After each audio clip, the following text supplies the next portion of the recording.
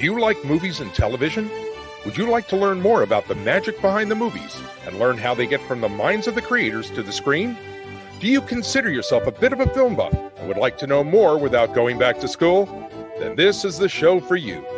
Mincing Movie Magic is a broadcast designed to stimulate your intellect and explore the minds of screenwriters, producers, directors, and others behind the scenes who create the real magic we see on the screen. Each week, you can listen to screenwriter and producer Tom Blomquist and professional magician Scott Wells as they discuss film and the magic that goes into every production. From time to time, they welcome friends from the movie industry to give other points of view that brought their visions to life on screen. This is Mincing Movie Magic. Please welcome Hollywood writer, producer, and director Tom Blomquist, along with your host, Scott Wells. And we're here. This is Scott, and there's Tom. Hey, man, how you doing, Tom? I'm doing very well, Scott. How you doing? Fantastic. Good day here in Houston, Texas. Everything good out in Charleston? Charleston is gorgeous in the 80s. Beautiful, clear, crisp, wonderful skies. Nice weather. It's great. Wonderful. Well, that's why we live where we live, I think, just because we like these times of year when things are not too hot and humid for us. It's great. Yeah, it's the surface of the sun, in the summer, but right now it's great. Oh, yeah, that's right. Well, listen, I'm really excited, not only every week just to have a chance to chat with you and bring in some exciting guests. And we have one not only this week, but coming up next week. And I am very excited. I want to announce this at the top of this show, and we'll talk about our guest again then later before we close out. But I'm excited to announce we're going to be having a premier casting director, Victoria Burrows, is going to be joining us next week. And she is someone who, if you don't know the name, you should look it up on IMDb because her credits are amazing, and she is one of the people who casts some of the greats from the A-list. I mean, for Robert Zemeckis and for Peter Jackson, let's say like Lord of the Rings and Tom Hanks and other movies. Anyhow, fantastic. And we're going to be talking then next week with the casting director to find out more about how that you go about finding these people to fit the roles that the screenwriters have in mind, or the directors want, or producers, et cetera. I think it's going to be exciting next week there, Tom. What do you think? She's great. We've done like 4 or 5 series together back in the day. Her list of movie credits and TV series credits is extraordinary. Contact with Jodie Foster. I mean, just goes on and on and on. Polar Express. Just tremendous talent, a wonderful woman, and we're going to have a lot of fun with her. She's really a pistol, that one. And it'll be great. And then we have tonight a premiere producer of TV commercials, an old friend of ours. We've both been trying to shake him for years, but he somehow stays in our life. Like a bad penny. It's like a bad penny, but there he is. He's still around. But Mike Leary is a premier TV commercial producer. Tons of credentials and big spots, small, domestic, international. And he just retired. So this is like his first interview after he escaped from prison, I think. So, and the reason we know him, going back just to bump in just a second, was because of being in the same fraternity, Phi Sigma Kappa, and he was in the Kappa Tetragrammaton chapter along with us. Yeah, and he was also then in radio and television along with you. I had that as my minor. The two of you had that as your major, and you took off in both in that direction. Yeah, we all kind of went our different ways with that training, but he and I stayed very much in contact over the years, and he shot a lot of his spots out in Los Angeles when I was living there. So we had a chance to see each other a bunch of times, as you and I did when you came and did the Magic Castle performances and stuff. And so he would come out, and he'd be there for a few days or a week or whatever, and we'd have a chance to have dinner and stay current. And then our family's back in Chicago where he lives, so Christmas time, it was always fun to meet for a cup of coffee at Starbucks with his family. He's a great guy. I'm so glad we get to reconnect here. I've never liked him. I've never cared for him, actually. Well, okay, truth be told. Oh, is he listening? He's got stinky feet. Okay, so go ahead, let's bring him in, and we'll show everybody what this guy's all about. Hey, there he is. Hey, Mike Leary, how are you, my friend? Gentlemen, what a nice introduction, just like I We tried to be nice.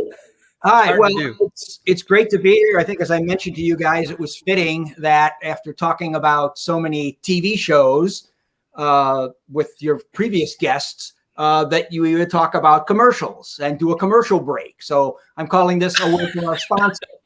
So, a commercial break. I like that. You know what's interesting, Mike, is that when I left SIU, I went into a big ad agency, right, Foote and Belding, thinking I was going to become a commercial producer, and they had another kind of path in mind for me. I don't know why, but how these things happen. The job they interviewed me for was not being a commercial producer or a trainee producer, but to work on the Hallmark Hall of Fame.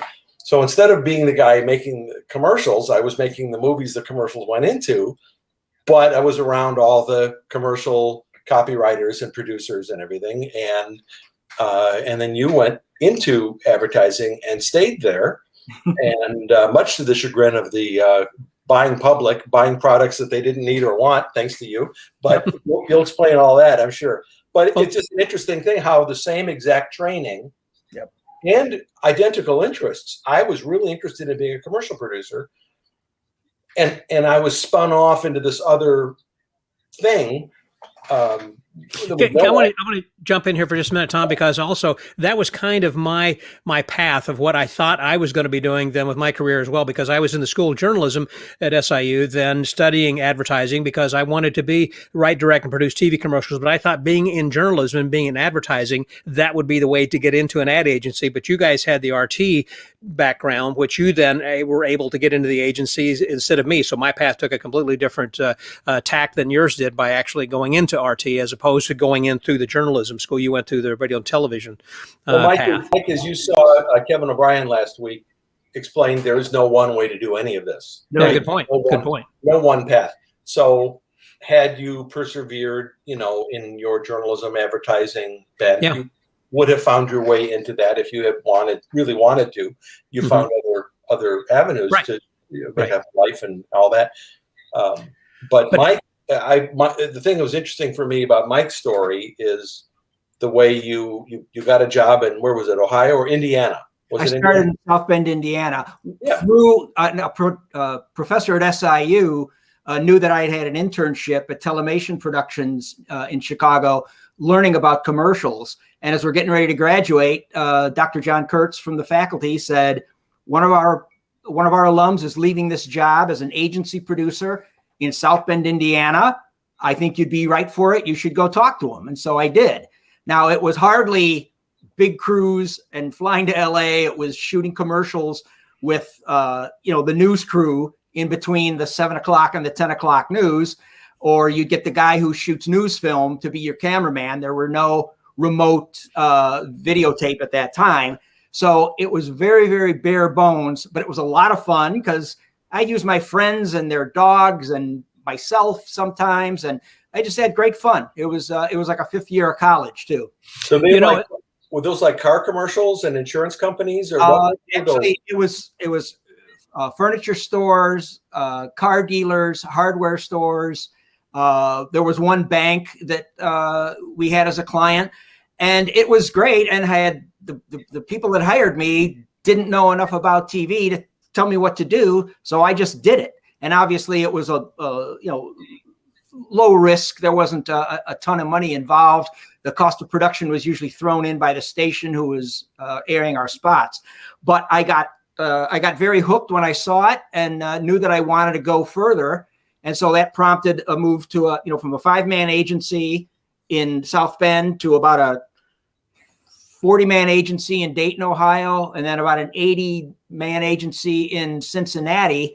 And then finally, after about 10 years in the business, I found myself in Chicago, and I haven't left. And I haven't left the business either. I really enjoy it. I know commercials are something that, first of all, that the commercials may win awards. It's not the Addy. What is it? That's the Clio Awards for, exactly. They could win awards for being original and creative and attention getting, and people remember that, but it doesn't sell the product. And isn't that one of the things you have to worry about as being a producer, of making sure it actually, you get GTFM, get the freaking money? I mean, you got to make sure that it actually sells the product. Well, fortunately, that's a shared responsibility with the rest of the agency team, which I'll go into in a second, as well as the client. And the client isn't just the guy signing the check. The client is a marketing professional who's very much a part of the strategy and the success of the commercial. One exercise I like to do, no matter who I'm talking to, grade school, high school, college, or adults, anybody who wants to know more about commercials, I make the point that it's not enough to just like a commercial for it to be successful. A TV show, a movie, you like it, you talk about it, you plop down your $9, you're part of the ratings that makes a show a success. That's what that kind of success is. A commercial, no matter how much you like it, doesn't do the job if it doesn't prompt you to change. So I would be in classes and I would say, what are some of your favorite commercials? Oh, I like Nike with Michael Jordan and the Air Jordans. I said, well, then why are you wearing New Balance? Well, they were on sale. I personally like the Geico commercials, but I'm not switching from the insurance company I have now because I'm very happy with them. You should take 15 minutes and try it. Exactly. No, they're very effective. And I don't like all of them, but they do so many, there's enough to really love. So the point of all that is that there's just a little higher bar in commercials, and it goes beyond likability. And as you say, there have been some award-winning commercials that didn't move the product. And so, they I guess could be termed a failure. Well, do you have some favorite commercials, for an example? I mean, that might be examples of either something you like because it was creative or because it was highly successful in selling the product. Have you got something in mind that's a commercial or two that comes to mind? Well, I think Geico has probably been very successful, or they wouldn't keep doing it. Who? I mean, it's Geico Insurance. Oh, Geico. Yeah, of course. It just didn't speak to me in particular, and there's probably a lot of people that it didn't. So I guess I'm being heavy-handed by saying it's a failure. But beyond that, nothing comes off the top of my head. I'm sure it will as we. I'm remembering you and I both worked at Foote, Cone and Belding, and right. Fairfax Cone, one of the founders, wrote a book called With All Its Faults, and it was his life in advertising. Right. And all those old lions of the ad agencies in those days all wrote a really great book, and this was his. And you have a copy of it, I believe. But from you, the big point of his whole book is the philosophy of the agency, at least in those years. I don't know what their philosophy is now, but if our advertising calls attention to itself and doesn't move products off the shelf, then we have failed. Right. And so even though they won some awards for creative, a lot of those awards go to real flashy spots that don't necessarily, Super Bowl spots. They'll spend a lot of money for a big impression with a lot of viewers, but how many of those are actually selling products? And there's market research and testing and all kinds of stuff that they have to do before and after those things air. But if it's just flashy for flashy's sake, remember the classic spot, Mike, you and I talked about this the other day, the Species Spicy Meatball, whatever that spot was. Yeah. It was a classic commercial, widely regarded as one of the greatest commercials of all time, won all kinds of awards. I couldn't tell you what product that was. It was Alka-Seltzer, and they showed remarkable restraint by not showing the name until the end. Or I shouldn't say the end, but in the second half of the spot. I also think it was a 60, and I actually think it did move the product a lot, and I think it really put Alka-Seltzer on the map. Okay, so 60 seconds, that's different for you. That helped. But how many 60s are there these days? When you and I when we were all in college, 60 seconds and 30 seconds were the rule, but spots are expensive. So how long are they now typically? Well, it's funny you mentioned 60s because two of the spots I'm going to show are pharma spots that I've done, and those are 60s, but those are kind of an anomaly. They have to be that because there's all of the benefits that are mentioned in the ad, and then you have to have about 20, 25 seconds of the risks of taking this ad, which was just part of the deal when pharma companies got to go direct to consumers. But mostly they are 30s. There are a lot of 15s. There are 6-second pre-roll videos that you'll see. You want to watch something on YouTube? Oh, first here's a message, and it's a 6-second ad. All right. And it's a challenge to get a decent message in 6 seconds. Wisely, most of these places don't try to squeeze in what should be 15 seconds into 6. They just come up with a very simple impression that they want to leave with you. Something else you mentioned, Tom, you can entertain people with a spot and not have it be successful. I also want to make the point that you can't bore people into buying your product either. A recitation of product attributes isn't necessarily going to move anybody, because we don't make purchases intellectually as much as we do emotionally. And so you have to speak to people, something that touches their emotions, whether it's this product will make you smell better, run faster, jump higher, or whatever the product feature is. It has to work on a little more of an emotional level, which is where the creative idea comes in of how can you say this in a way that will stand out and will get the viewer's attention. So my question for you, speaking of that, is at what point do you, the producer, step into the creative flow? Because somebody came up with the idea for the spot you're talking about, the emotional appeal, the image appeal, whatever it is, the branding. Somebody came up with it. It wasn't you, right? And then somebody pitched it to a client, and that wasn't you. And then they got it approved. They did all their changes. How many people are involved in that process before you get involved? When they say, knock, knock on your door, Mike, here's your next assignment. When do you come in, and then how much control do you have over some of that stuff? Here's the storyboard. Have at it. Yeah, right. How does it work? Well, it starts way back, or even earlier, even before the agency writers and art directors get involved, is that the client and the account executive, who is the main point of contact for the agency to the client, he or she is usually a marketing professional. If I'm lucky, they've had experience doing production, and I don't have to explain a lot to them. They talk about a strategy, what their, whatever the creative strategy is, what they want their product to stand for. When that creative strategy has been approved, that's kind of a joint document between the agency and the client. Different creative teams, and I'll explain what creative teams are in a moment. Different creative teams will take that guidance a couple different spots. I mean, they don't just do one and say, here it is. 3 teams may come up with half a dozen ideas.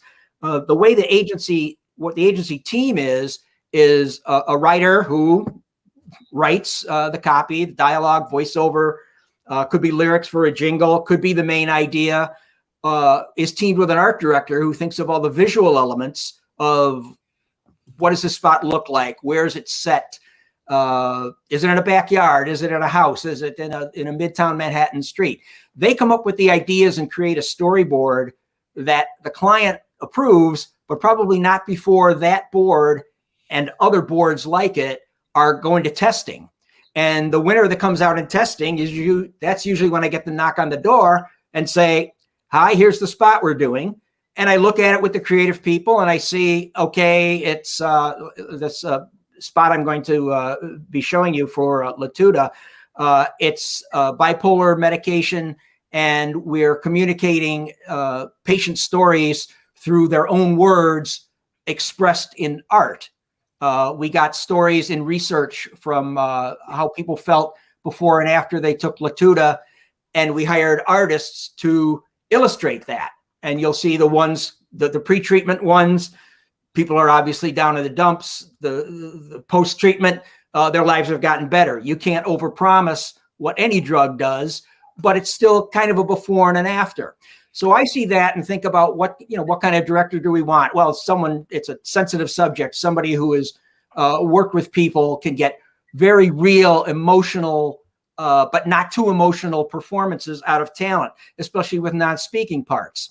So I meet with the creative team and we look at a lot of different directors. And every director in commercials cannot do that. Not everyone can. Cars, there's car guys, and there's other people have specialties, right? And sensitive acting performances or real people performing. That's a specialty, right?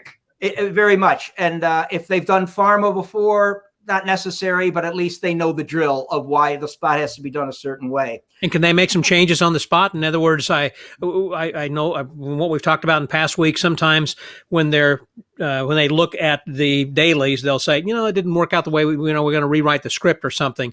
Mm-hmm. Does that get occasionally happen and thrown back to creative, and they have to rework something? You mean from a director's point of view? Correct. Once it gets to that point. A director, I mean, if you're in the dailies, it means you've shot it, and that would mean going back to reshoot. And I've never had that that happen. But the idea of, can a director bring his or her mark on the work? Yes, but there are certain things in the testing that are inviolate, and it has to be said a certain way. There might be legal reasons something has to be said a certain way. It depends. Sometimes they have an idea about casting. We think it should be a male as the antagonist or protagonist, and they think it should be a female. And so, there are different ideas. But also, I would throw in there, Mike, that in answer to Scott's question, in addition to you on the set monitoring all the things that you've put together, mm-hmm. the creative team is there and the client is there. Oh, yeah. I mean, there's a whole bunch of people there. So, Scott, I would guess, and Mike, tell me if I'm wrong, mm-hmm. but if the director had a question, he could turn to the creative director, or the client, say, "Are you sure about this? What about this? I'd like to do it this way." That's what I wonder. What kind of autonomy they might have? If they have ideas and we think they're valid, and we say, "Yeah, go ahead and do it." But I can guarantee you that you have to get it as it's boarded and agreed to first, because you can't go back and say, because the client has bosses too, and they can't go back and say, "I know this was tested. I know we approved it. I know legal approved it, but we decided to change it." Not without what's called shooting the board and really coming with the spot as it was promised. Extras you can do, alternate takes. There might be, somebody may have botched the line or redone the copy some way, but it was still good, and maybe it was stronger, and maybe we can sell that. But you can't just arbitrarily change it. You usually have to add that on if you're lucky enough to have time in the shoot day. The pressure on you to get this right in a 20-second spot, let's say, or a 30-second spot, must be overwhelming. I know from, doing hour-long TV shows and 2-hour TV movies and things, that there's enough pressure to get that right. But you got 20 seconds. There's no it'll pick up later. It's either it's now or you're toast. So it must be a lot of scrutiny, a lot of nervous people probably on the set, if I'm not mistaken. There's usually, you have, clients. There might be a couple of clients. There may be, legal people on the shoots. That happens as well. But as far as the time, that's very real. I don't think the script supervisors in TV or movies, correct me if I'm wrong, Tom, they're not sitting there saying, you're a little long, you got to pick it up. That's what we're into when we have actors speaking on camera. The script supervisor breaks out the storyboard with our help and kind of talks about how many seconds each should have. And you might be able to borrow from one scene and add it to another scene, but at the end of the day, you got to have a 30, a 60, or whatever it is. And that is a real challenge. Fortunately, in the test stage, sometimes we'll take the storyboards and put them onto videotape with voice tracks. It's called an animatic. And that's usually what's tested with consumers. But I like it because it's a very real, representation of what this thing's going to sound like when it's being read. So they actually shoot the panels that like shooting a cartoon strip in the Sunday paper. They shoot each panel and zoom in and zoom out or whatever they do. Yeah, they look like cartoons. You add music and voices and stuff to that and pretend it's a real commercial. Right. That's exactly what we do. And it's tested. Obviously, there's limitations of a two-dimensional drawing. There are things that are going to be brought to it by the agency and by the director. But there has been a couple of creative teams that have tried to pull a fast one. And as soon as I get the animatic, I'll see that it's 33 seconds. I said, unless you're the media buyer and you're going to buy 33 seconds from CBS, this isn't going to fly.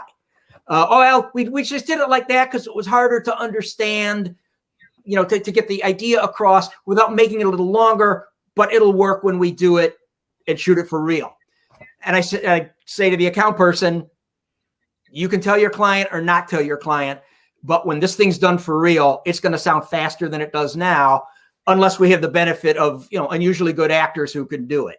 So yes, the 30-second, 60-second, there's no giving that up, but I marvel at how editors have made those things work. And the technology allows you to speed somebody's take up slightly imperceptibly, but you'll be at 30 seconds instead of 30 and a half, which is still more than 30 seconds. I worked on some TV episodes in the old days, and you would have a delivery requirement of, let's say, 52:30 for the episode.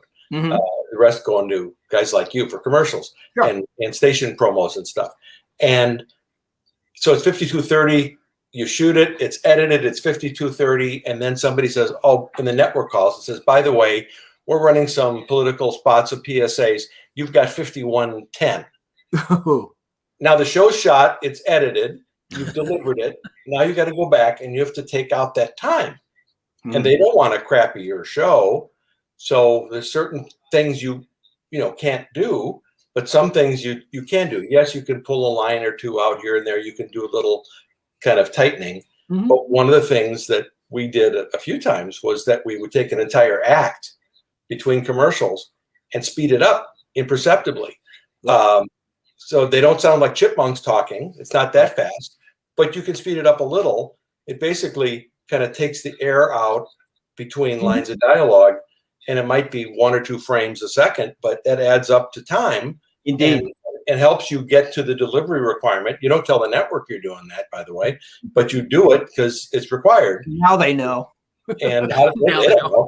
As long as it doesn't all talk like this, but you can do this stuff because they change the rules on you, and you only have so many tools in the toolbox, and so that's neat that you were able to bust a couple of the creative teams. And by the way, are the art director and the copywriter usually a team, like an actual? They're a like songwriter team. They work together all the time. They very definitely work as a team. There was a time when they would work as a team on a bunch of different projects, but as agencies have had to cut back some of their personnel because of billings and profitability. You might have a writer is teamed up with one art director on one project and teamed up with another art director on another project, and you're trying to get to them to give them information or get answers about things like casting and locations and all of those all elements we have. So but they are very definitely a team, and sometimes the writer might come up with a visual idea that it gives impetus to the creative, and an art director might think of a tagline to kickstart the copy part of it. So a good team works very seamlessly in the copy and art areas. I wanted to talk a little bit. I don't know if I emphasized enough that my title is agency producer.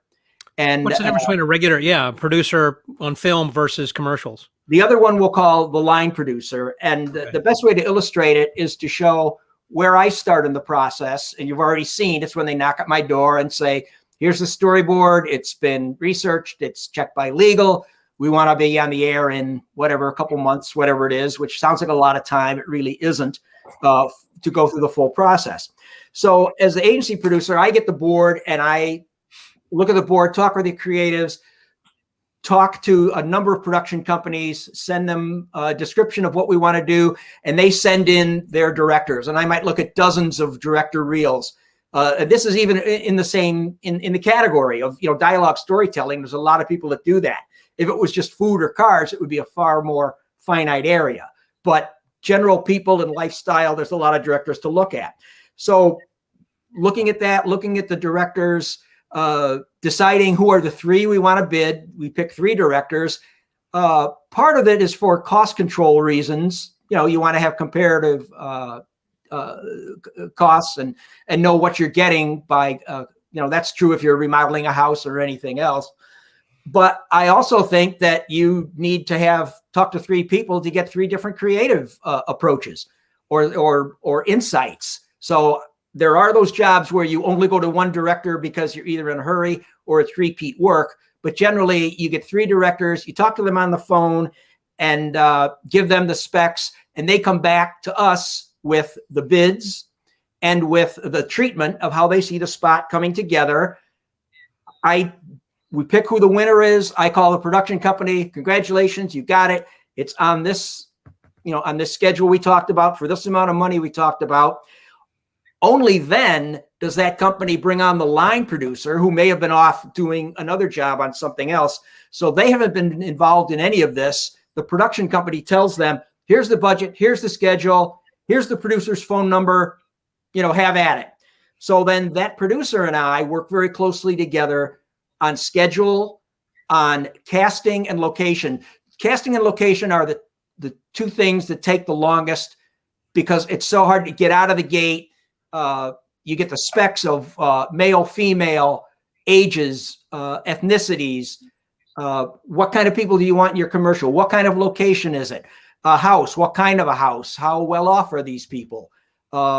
Is it a school? Is it a backyard? Is it Midtown Manhattan? So I'm working with the director on all of that preparation. We talk to each other or text a few times a day for weeks. And then it comes up the final pre-production meeting where the director, his producer, the creative team, myself, and the client, we're all in one room. We look over all of the casting has already been approved, let's say about 4 days before. We look at the locations to reapprove them. We don't bring anything new in the pre-production meeting. We go over all the things that we have previously agreed to, so there's no misunderstandings. Based on that, on the shoot day, I'm with my team sitting around what we call Video Village, common to film or TV, looking at the monitor. The director and the cameraman might be, yards and yards away from us. And we observe the filming being shot. There's no table read. There's no rehearsal. It's usually that's the day you do it. And you're seeing, from the first time the talent reads the copy in situation, we've already seen them in casting, but we really see it coming together. And it might not look great because the cameraman is still trying to find, the exact composition. The talent is warming up to what the read's going to be. I usually tell people that a client on a shoot watching their spots being made and all of what goes into it and all that gets cut out of it is like watching your meal being made in the kitchen of a restaurant. You see a lot of unappetizing things when you do that. Raw meat, things that are, undercooked, then they're cooked. People touching your food. Right. A commercial is like that. And that's only for the shooting. I mean, the editing is another story that I'll get to. So Mike, let me ask you a question here. I'm going to go back a little bit. So in your world, the director is not a freelance director you hire. The director is connected or owns the production company, right? They're either an employee of it or they own it. Yeah. So when you hire a director, you're hiring all of their people. The director and the line producer. It's very much a turnkey thing for me because they're the ones that are talking to the casting people, the location scouts, the crew, the unions. They're getting the permits for the location. They're talking to the caterer. They do all that. The line producers are the unsung heroes of production. So let's say you have a friend of a friend who is Peter Jackson's nephew. Right. And Peter Jackson is available to you because he happens to drink that beverage that you're doing a spot for, and you know it inside baseball. Right. Peter Jackson doesn't have a production company that does commercials probably. So if you hire him, let's say he flies over from New Zealand to Los Angeles, then you would have to find a separate entity production company that you've worked with before, and they just have to absorb him into their system. Would that be realistic or no? Or when you buy him, you buy his people? Usually they all have people, Peter Berg and I I don't know if Peter Jackson does or not, but a number of them, Doug Lyman, feature people that also deal in commercials. Most of them have somebody they will go to if they want to do a commercial. I've never had a situation where I had a marquee film director willing to do our spot, but didn't have a production company. That's usually not the case. But what you said before, usually it is the director is affiliated as a principal or maybe just a hired gun with these production companies. And that production company is taking care of not just the director, but every crew member, what I said, every last permit, just everything, a prop, if there's special props that have to be made, if there's set building, if there's studio space, they're doing all of that. They're keeping me informed, and I'm letting the agency know and the client know if there's any, anything that affects them, or if anything has proven to be a difficulty, the unforeseen difficulty, and I let them know. And like all production, we just work it out. Most problems we never even have to take to the rest of the agency and the client. The line producer will fix it and tell me about it, and I don't have to tell anybody beyond that. So at the end of the shoot day or days, the line producer will make sure that everything's wrapped up. All the time cards are there. The footage is gone to the editor, and then they're off to another job. My job is just starting in the post world, because we then begin the editorial process. Something I know you talked about with Kevin O'Brien last week is our directors involved in editing. And I think it was sometimes yes, sometimes no. Well, with us, it's mostly no, for the same reasons we talked about. Usually, no matter where we shoot, we usually work with a Chicago editor, and we bring the footage comes back, and the editor who wasn't on the shoot doesn't know if there was a favorite shot unless the director called him up and told him, isn't in love with the crane shot and feels like it has to be used because we use that equipment. We hire an editor to be unbiased. They have the board, they've talked with us, they see the footage, and they cut it together the best way they, as best they can. The creative team and I meet with the editor and, review it, make changes. Might show the creative director, unless the creative director is with us in the first part. We show the account people. We get everybody together, and then we show the client. Now, in the past, it was blasphemy to bring a client into an editing room because, oh my God, they're going to go crazy and they're going to change everything. But I grew to like the idea of a client spending the day with us at the editors, not sitting in the editor's room the whole time, but being in there, showing them the cut or cuts, just like there's multiple ideas, there's multiple edits. We show the edits, we get their impressions of, their notes, and then they go off and do conference calls or take care of their day jobs while we do the fixes, bring them in a couple hours later. And at the end of the day, we've got an approved commercial instead of just posting on the internet and getting notes. Well, and that's my strategy too, because you're including them as collaborators. They're not just approvers or negators. They are part of your team at that point. They get invested in the choices that were made, the discussions that have happened, and it must be very expeditious to you're basically co-opting them in a real way. You're bringing them in. Yeah. Here's what we're up against. Here's what we have. Here's our choices. What do you think, Harry? And then Harry says, well, here's what I think. So when he sees that in the spot, or she sees it in the spot, they feel invested, a little pride of authorship that they made something better and they did their job, and it must speed things along for you. It does. It really made a big difference when we started doing it. Unless they're idiots, that would be problematic. But I've never had it backfire. But usually we have, good account people who know how to, if deal with people.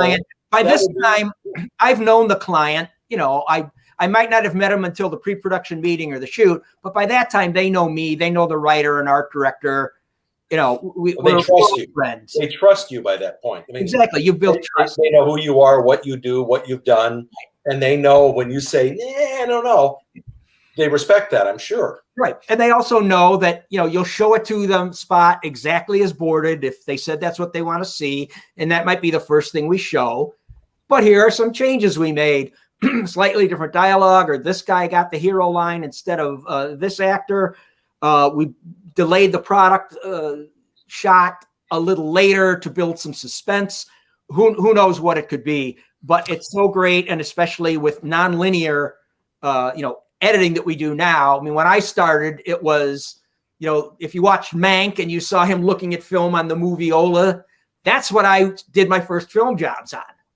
Noisy old moviolas, and there weren't too many options. You would typically cut, splice, rewind. Yeah. Right. So the technology. It's like SIU in the old days. Boy, the old days. I remember doing that as well. Listen, I know we have a few things also then, Mike, that you had sent to us that kind of go through some examples. I'd really love to do that because I think people would love to see the process you physically go through here. Okay. Well, we'll get right to it. The first one I mentioned, the Latuda commercial we did. This is a spot that was conceived before the pandemic. It was tested. It was reviewed. It went up and down the marketing department chain.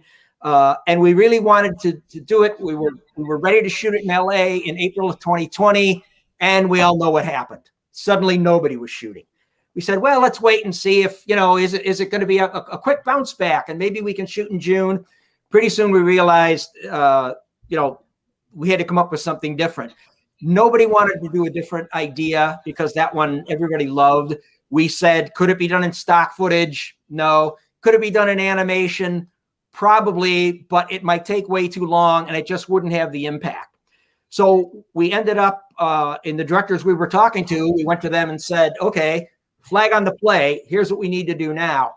Can you do this in a remote setting? And not just a remote setting, meaning, well, we'll just get the crew together and we'll go to Griffith Park and we'll shoot under COVID protocols. It was so tight and so tough that what we ended up getting, because we needed so many people, as you'll see in the spot, is that the director would put the word out to a bunch of DPs and their agents saying, show me your film, show me your family, show me your friends, show me your house. And from that, we started to pick who we wanted to have in the commercial. We were still not attending the shoot. The agency and client couldn't travel. So this was all going to be shot remotely. And what sounded like blasphemy, before the pandemic is now an accepted way of shooting. So each director of photography shooting with their family or friends or whoever's in their quarantine pod would shoot. They would get software from a tech that we have, a digital tech person, who would put that software onto the camera, and not, instead of just an old Zoom feed, we all got together on Zoom to talk, but for the real camera image, Zoom is very crude. We used a special system. It's called River. Another one, Q-Take, is pretty popular, and we were able to really see what the image looked like. Now, it was tough to talk amongst ourselves, or we're texting between the agency, the creative director and I are texting, and then we're talking to the client separately. So it was a bit of mayhem, but we got it all done. And Scott, I'd like you to just play the 60, and then I'm going to talk a little more. Symptoms. And in clinical studies had that's in the middle. Bipolar depression. It's a dark, lonely place. This is art inspired by real stories of people living with bipolar depression. Emptiness. A hopeless struggle. The lows of bipolar depression can disrupt your life and be hard to manage. Latuda could make a real difference in your symptoms. Latuda was proven to significantly reduce bipolar depression symptoms, and in clinical studies had no substantial impact on weight.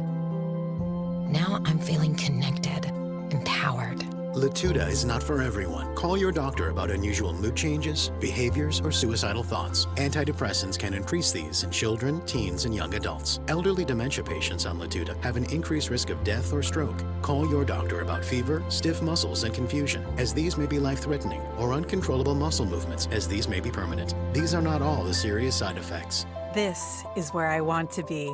Talk to your doctor and ask if Latuda could make the difference you've been looking for in your bipolar depression symptoms. Okay, so a couple of things to keep in mind here. What a great spot.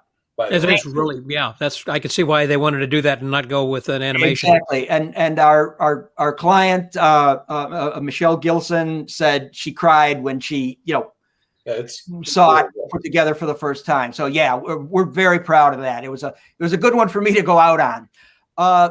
Scott, can I get control to scrub through it?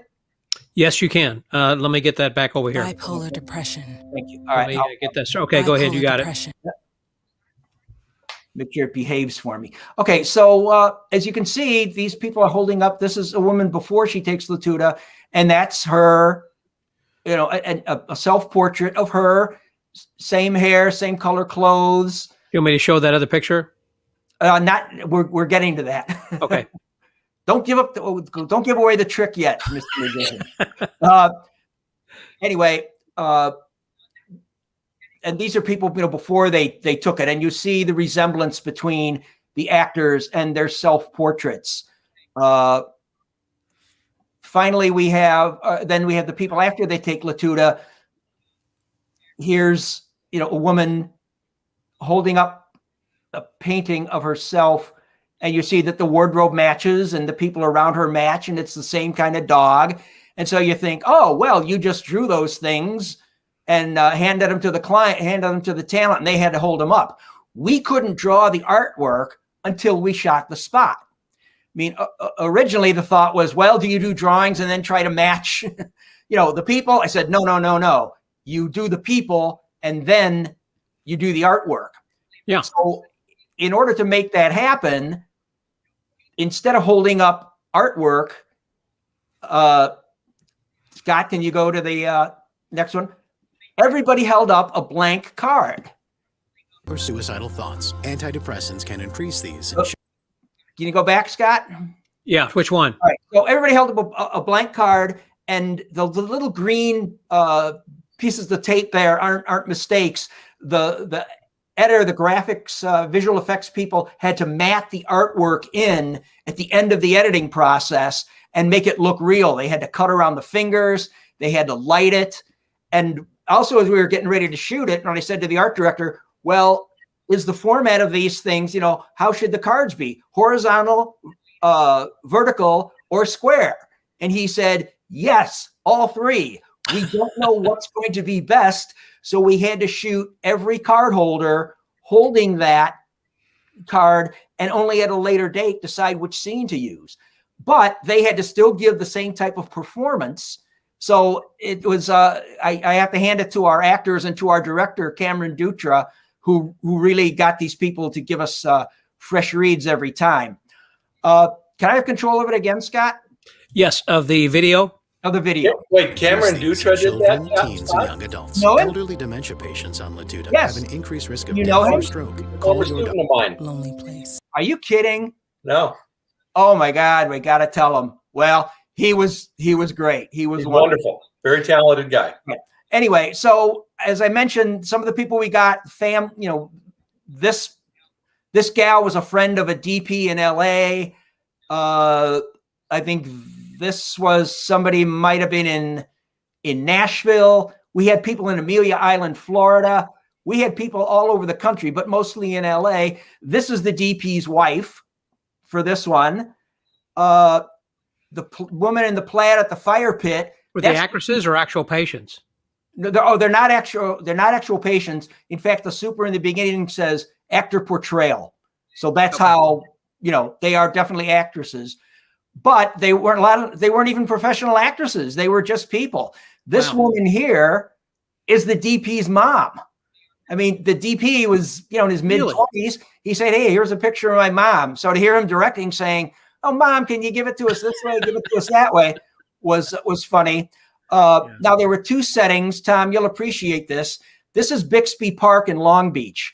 Yeah. This was a classic, we cast three friends, and they had to be three friends who were quarantined. We couldn't just mix and match from, sets of three.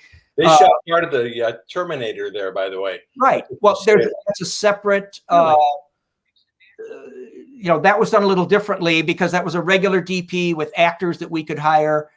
Then we're into a backyard in LA with the family of the DP. They did a remarkable job. I mean, they look so authentic, and that's part of the charm, is that these people aren't actors, and Cameron knew how to make them feel relaxed, and the proof is in the final. Now, the last one, Tom, is at Shoreline Village in Long Beach. Wow. This was a real family. Again, you cast a real family. You couldn't say, like you usually do, I like the dad from this one, I want the mom from this one. It was all or nothing. So anyway, it worked remarkably well, and we were very excited about it. And ask if Latuda all can make the the difference things you've been that looking could have for. gone wrong on this, the biggest setback we had, believe it or not, was the day that a crane up in Toronto collapsed into the building where our DIT, our technician, who's controlling all the video feeds, it knocked out his signal. So I woke up to that phone call on one of the shoot days. And fortunately, we only lost 2 hours, and the production company was able to claim insurance to pay for it. And we were inside, so it didn't matter that we were, we were afraid of losing the light. But just as the technology and the global aspect of the production works for you, of all things, a bad crane operator in Toronto almost knocked us out. But we were very proud with how it turned out, and I'm very excited that the agency, Abelson Taylor, who I worked for the last 10 years off and on, was able to let me show this, because I'm very proud of it.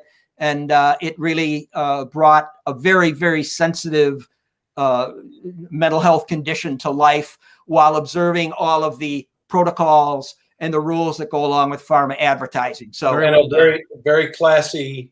I like it. Concept, but talk about scrambling and figuring out. Remember, Scott, we've talked in the past about problem solving. Yes. Mm-hmm. That's what production is. It's not all the fancy creative. In a perfect world, it is, but usually it's just set them up and knock them down, one problem after another. Yep. Whether you're doing a huge movie with Steven Spielberg or you're doing a small commercial in, Nowheresville, South Bend, Indiana. It doesn't matter. You're solving problems, and this is a really good example of Mike and his team solving a whole bunch of problems. Mike, I have a question for you. Sure. Throw a different spin on this one. Okay. You get the storyboard from whoever hired you, whatever agency, right, whatever product, and they go, we want you to shoot this in Budapest or Vancouver or Buenos Aires. How does that happen? How do you bid that out? How do you because a lot of those spots, like a lot of movies, that you're shooting in Hungary, but they want it to look like the San Fernando Valley in Los Angeles. Mm-hmm. What is that like for you from a production point of view, a communication and collaboration point of view, budgetary? How does that all work? Fortunately, the clients don't dictate where we shoot. They usually just say, this is the money we have, and we can usually look at it and know whether it's cost prohibitive to try to shoot it in the States. So what I usually do in that situation is still go to the same production companies and their directors and show them what it is we want to shoot, show them the money, and then now if it has English speaking parts, that's one consideration. If it's all voiceover and you don't hear what the actors are saying, that opens up the possibilities. But fortunately, they don't try to tell us where to shoot. They only say, this is the money we have. And experienced production companies, and by now production companies, know where to go for offshore shooting. It kind of moves around. At one time, Buenos Aires was very hot for a while, and then I think they got so hot that their prices started getting higher, and so everybody went to Santiago, Chile instead. So it's never dictated where we shoot. I've always the production company just tells us this is where we have a good relationship. Usually it's still the U.S. company director, his producer, his DP, maybe production designer, and maybe assistant director may make the trip.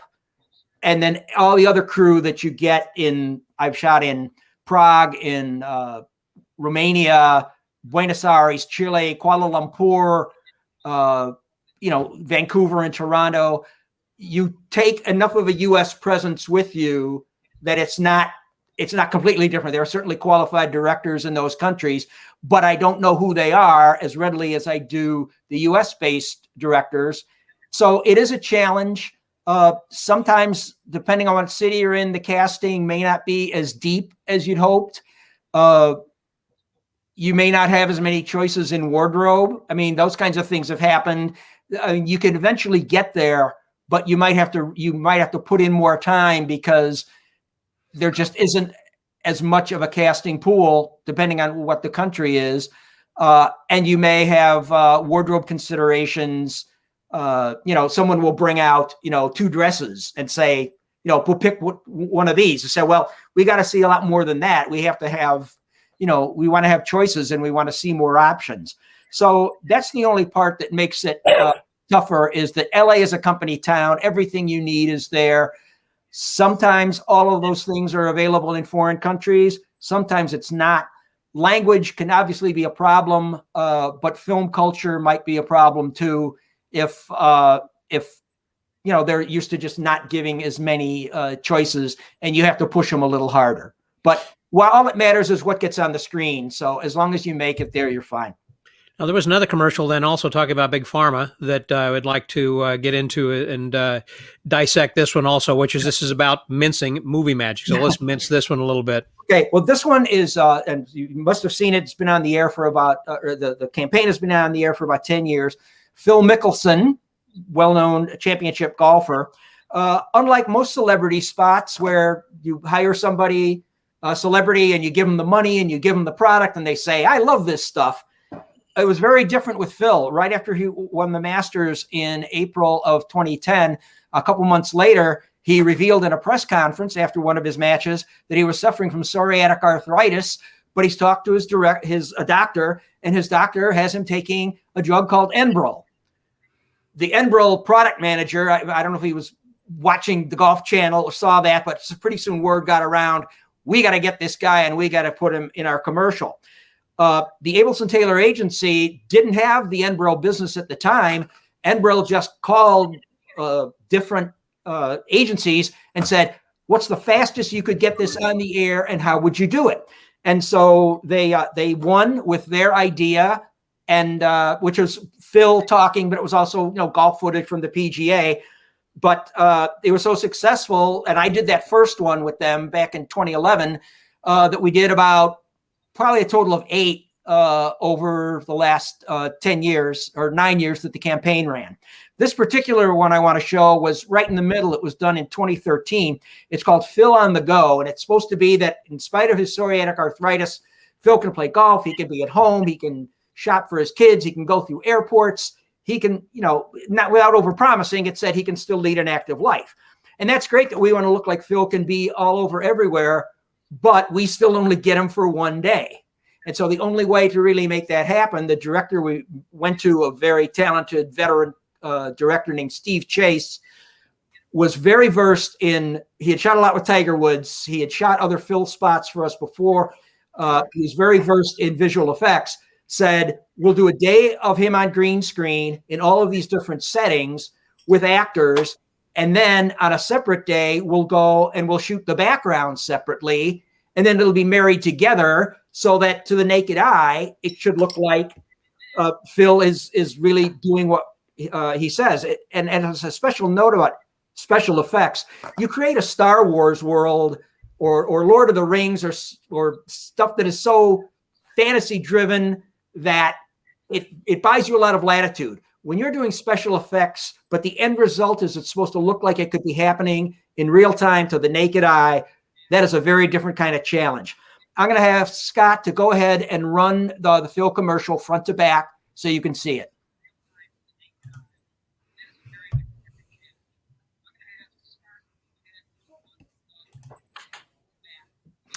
There was no audio with this. I know we paid for audio. Seriously? Well, talk us through it. Well, I see the mute is grayed out. Well, talk us through it, Mike. Okay. Well, it was Phil talking about his arthritis, and how his doctor prescribes Enbrel, and it lets him do what he wants to do. And then the rest of the time is just a voiceover talking about the product. But fortunately, it's a more visual spot and not a dialogue. So, it shows that he's on the road. He buys a present for his kids. He comes home and is greeted by his kids. And it looks like we took him on a bunch of different days and went to a bunch of different, locations. But the truth is, it was all done in one day on green screen. So, Scott, if you want to go to the next one, it should be the number 2 Phil file. I do. Green screen. This will be Phil, certain of the actors and certain of the key props, but you'll have an appreciation for how this came together when you see how much was faked in later.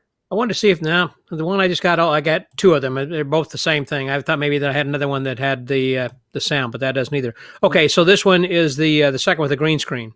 Yep, that should have audio.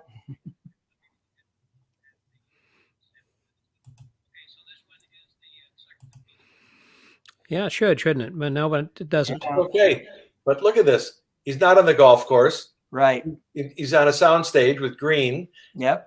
They got 50 extras standing around in a green screen. He's nowhere except the other side of that same sound stage. All the same day. All the same day. He's walking. He's not walking anywhere except across that same sound stage. Right. Oh, he's not in the store. Nope. Picking up a bunch of crap in a fake thing. There's no big hotel or anything. He built those stairs. Nowhere. That's awesome. And then he wasn't in a real house either. All that is built. Fake door to a fake house. Yep. In the same soundstage with green walls. Yep. Then it blurs. Well, It was blurred because that's when the supers came up. So it was blurred intentionally. All right. Yeah. Play that first one again, would you? Just sure. No, that's fine. Go ahead. The one, the composited one. So they saw all that stuff with green screen. And movies do this all the time. So there he is talking. He's not on a sound stage. Nope. It's warm and awesome. He's not in his den with all that cool furniture. He's not not on the golf course walking in Arizona. He's not on the beach at Pebble Beach. He's nowhere. Those people are not on the sound stage, but they're all, No, the people were on the sound stage. They were there. Yeah, they were there, but all the green and the sky and everything. This is hilarious. He's not in the parking lot walking across by the hotel, getting his car. Well, Mike, let's go to the other one then. Okay. Now, here are all the backgrounds that were shot separately. Roll that whenever you want, Scott. Okay. Empty living room. Golf course. Arizona golf course. Yep. Pebble Beach. Actually, that was banned. That was up in Oregon somewhere. Supposed to look like St. Andrews. This was a place out somewhere in the LA area. Yeah. This was a parking lot somewhere. Now you'll notice the lighting, the direction of the light for this shot and the direction of the light for him walking had to match. And they do. This was a store we got into before they opened up. We shot at about 5 a.m. Out in somewhere out in the valley. And then this was the house we shot at. And all these backgrounds were shot separately. And the company whose name you see in the slate, Ring of Fire, is a very accomplished visual effects company that our director, this is one time when the director did get somewhat involved. We still had our own editor for the rough cut, but Steve Chase, being very well-versed in visual effects, worked with Ring of Fire in LA to bring all this together and make it look cohesive. So now that you've seen the pieces, play it one more time, Scott. The original one? The original. Because then you can really appreciate that the lighting matches, the camera movement matches. It was great fun to work on. Did Ring of Fire do Queen's Gambit? I think they may have done all the visuals on that movie. I wouldn't be surprised. I think they did. Yeah. Yeah. Another movie very heavy on compositing. Yeah. So this was always a fun one to show because I love seeing, how did they do that? Yeah. You can find in YouTube and certain film companies will put their before and after. And I just think this one is a real credit to everybody who got involved with it, and to Phil himself, who is as much a gentleman as you see him when he's interviewed. He's an old pro at commercials because he's done so many. And I love the lighting. I think that's amazing the way that was lit to make it look like. I mean, there it's a little bit darker, bit, but coming in from his right side. Yep. And all this, just like sunshine. Yeah, that was excellent. Scott. And then in color grading, they fine tune that even more. Oh, really? Okay. Match the background and the foreground. Now, one other thing I need to mention, and this is something that is pretty common in commercials now. When you show the green screen, he's in the green screen version, he's carrying that shoulder bag, and the bag was green. But we changed it to blue. And the reason we did that, and this is not uncommon, that look at the Enbra logo, their color is blue.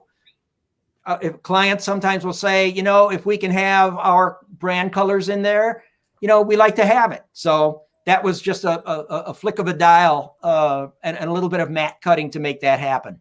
Yeah, because it just frame by frame changes the color of one object throughout the whole spot, and it's all perfect. Yeah. Wow. That's a great commercial. I've always loved seeing this, and I've seen this.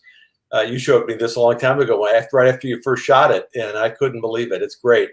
But all done on a stage up in Sylmar in one day. It was incredible. But Scott, if you think about the larger concept of this whole dialogue, this is movie magic right here. This is really so many movies, whether it's Mission Impossible or certainly all the comic book movies, the Spider-Mans of the world, and but just anything. The other day, my wife and I were watching a TV show the other day in a church that she used to attend.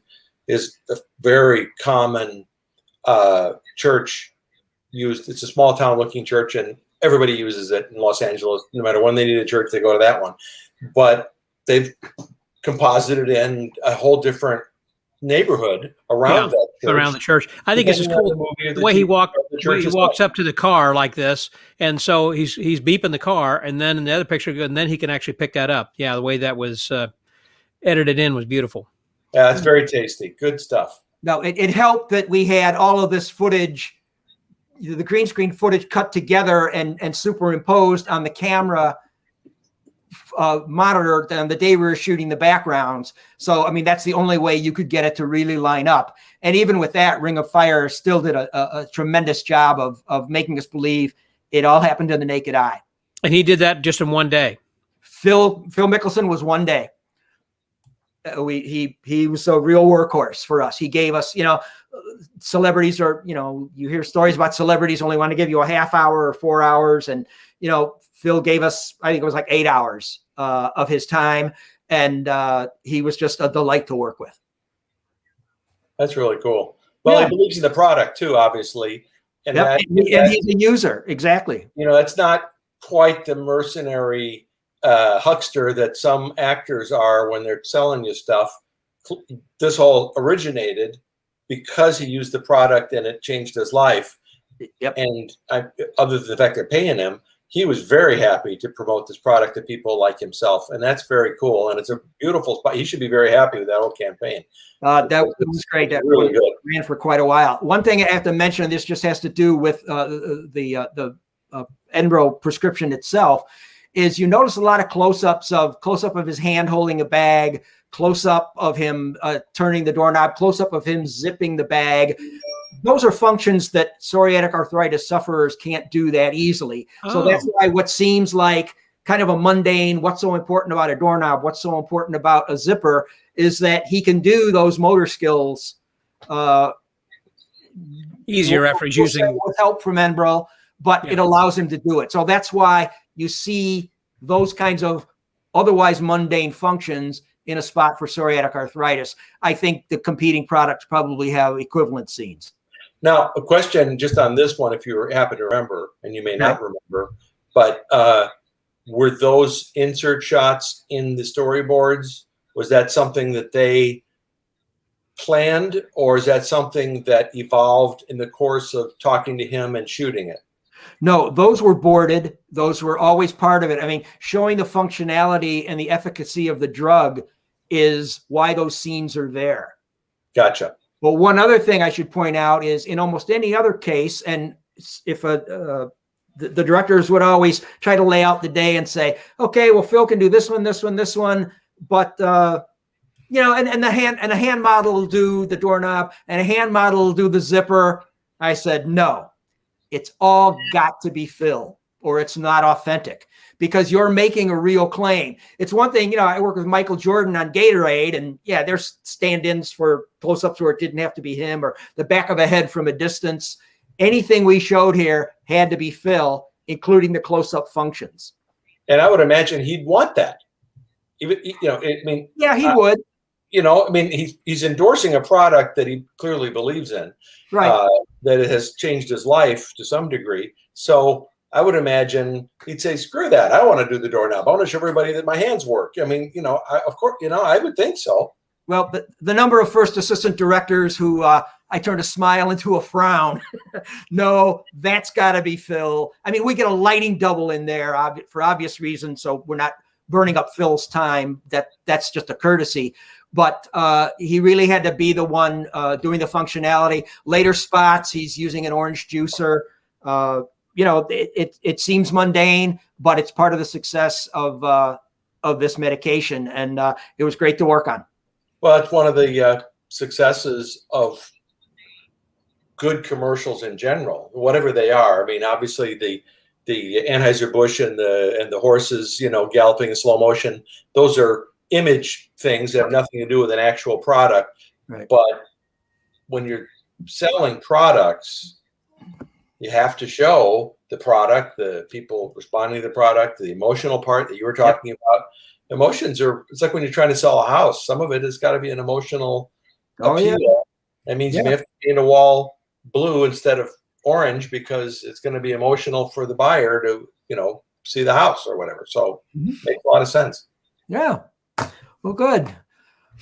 Well, I was by an hour time. We're over our hour. Yes, I wanted to try this again, actually, because I had to convert this just real quickly to it was in an MOV file, and I had to convert it just now to an WMV? MWMV. Here, let's give this a try, see if we can watch this. Okay. There's audio. Yep. With psoriatic arthritis, I had intense joint pain that got worse and worse. Then my rheumatologist prescribed Enbrel. I'm Phil Mickelson, pro golfer. Enbrel helps relieve pain and stop joint damage. I've been on the course and on the road. Enbrel may lower your ability to fight infections. Serious, sometimes fatal events, including infections, tuberculosis, lymphoma, other cancers, nervous system and blood disorders, and allergic reactions have occurred. Before starting Enbrel, your doctor should test you for tuberculosis and discuss whether you've been to a region where certain fungal infections are common. You should not start Enbrel if you have an infection like the flu. Tell your doctor if you're prone to infections, have cuts or sores, have had hepatitis B, have been treated for heart failure, or if you have symptoms such as persistent fever, bruising, bleeding, or paleness. Enbrel helped relieve my joint pain, but the best part of every journey is coming home. Ask if Enbrel, the number. Nope. The end. Mike, okay, it worked. Tell them who the kids were. Dad. Did you know the kids? Oh, did I know the kids? On the day we were shooting it, you see those two kids that run at the end? We needed a voiceover for them saying, "Hey, Dad." It was the end of the day. I the kids just didn't seem to have it. So I said, you know what? I'll take care of that when I get back to Chicago. Don't worry about the sound. So fortunately, let's see, they would have been about 10. My twin daughters would have been about 10 years old, and I was just going to give the editor something to cut to. So I come in the house and said, "Okay, girls, I'm standing back here with my iPhone. What do we say when Dad comes in the house? Dad!" So I recorded it. close and far back to give a big house presence noise. And I gave it to the editor. He put it in. We didn't say anything about it. I finally said to people, do you want me to redo that? I said, no, they're fine. So we left it in. And my daughters made a little dough on it, which I paid out of my own pocket. Out of your own pocket, yeah. I wasn't going to have nepotism. Yeah. And now they're in college. And now they're starting in college. So boy, does time fly. Wow. Yeah. Awesome. And so has this. This time has flown by extremely quickly, and I want to thank you very much, Mike, for being our guest this week on Mincing Movie Magic. It's been great. Good job, Mike. Thank you. It was my pleasure, guys. It reminds me of why I got in the business. It was a lot of fun. Yes, and I could tell that you were having fun throughout that as well, and that this, the way you explained all this and walking us through it, this is just another side of movie magic that you've explained, and all the things behind it. I still want to go on record. I've never liked you. Never cared for you. And that's okay, because you don't have to like me, remember? It's like you don't have to like the commercial either. You just have to know what I'm saying. I met you when you were 17 or 18 years old, and I never cared for you. That's just exactly. Okay. Well, there's still time. I'm not going anywhere. I never cared for Scott either, frankly. So I don't know. You're just kind of a grouchy old man all the way around, though, aren't you, Tom? That's right. I hate people. You need to go back just to writing books. If you can find something else that you can do, like writing about devious thinking or silent partners. I mean, that'd be great if people could find that on Amazon.com. That you just need to find something else to do with your time. Well, thank you for the plug. And both you guys have read the books, and I appreciate the plug. And you bet. It's a lot of fun. It is a great way to be retired from the industry and from teaching to just be in my little cave every day working on books. It's really fun. Thanks, Mike, again for being our guest. I'm going to take you out of the stream for just a minute, and hang around. We're going to come right back on after we go off stream here. But thank you very much. And so I want to. We got rid of that. Next week. Talk about next week. Mike, don't go away. Victoria Burrows, anybody that's still watching, premier casting director in Hollywood, television series, the original MacGyver, Tales from the Crypt, Diagnosis Murder, Stingray, A-Team, Riptide, a bunch of shows that I did, Walker, Texas Ranger, a million movies, including Peter Jackson and Robert Zemeckis' films, Steven Spielberg. She has worked with all the great filmmakers, an extraordinary person, a lot of fun, very talented, and she will talk about what casting directors do, because a lot of people don't know. They don't really have no idea what that is, how they assimilate into that creative flow, the collaboration with the director and the producers, and how is it different between a series and a movie? And does Jodie Foster come in and audition to be in Contact, or how does that work? And some of those projects with the superstar hybrid casts must be very complicated. Sure.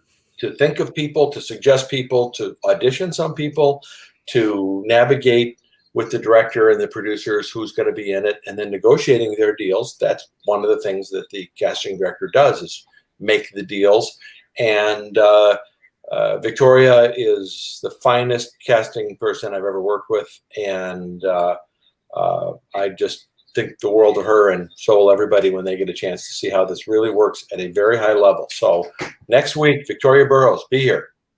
Be there. It's going to be then again Wednesday night here on both the youtube.com/Texas Magician. You can see it there if you want to watch on YouTube, which you can watch on television through Roku or on your Amazon Fire Stick, or however that you're watching it on your big screen TV there at home, or you can watch it on your TV monitor. You can watch this through Facebook.com/Mincing Movie Magic, because that's what we do, is we mince we just tear it apart, deconstruct this completely, and look at behind the scenes and inside the scenes.